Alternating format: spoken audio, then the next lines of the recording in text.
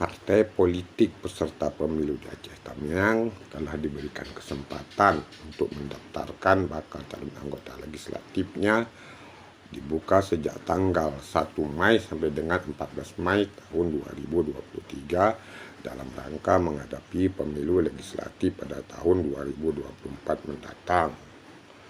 Setelah dilakukan pembukaan pendaftaran, total semuanya caleg yang diajukan oleh partai politik sebanyak 20 partai politik yang mengajukan bacalek terdapat 639 orang bakal calon anggota legislatif untuk memperebutkan kursi di DPRK Aceh Tamiang ataupun di DPRD Aceh Tamiang.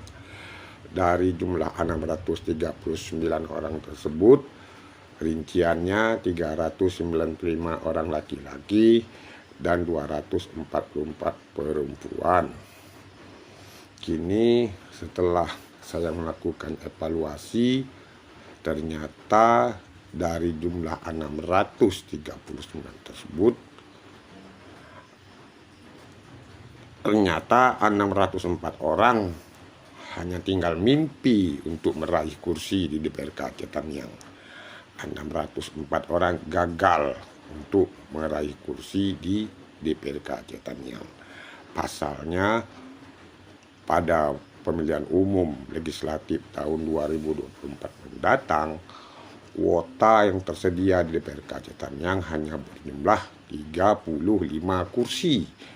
Sehingga jika 639 dikurangi 35, maka sudah pasti 604 orang hanya tinggal mimpi dan gagal untuk meraih kursi di DPRK Tamiang pada pemilu legislatif 2024 mendatang. Begitu maksudnya, supaya jelas artinya, karena jumlah kuota yang tersedia hanya 35 kursi, maka 604 orang hanya tinggal mimpi untuk meraih kursi di DPRK Aceh Tamiang.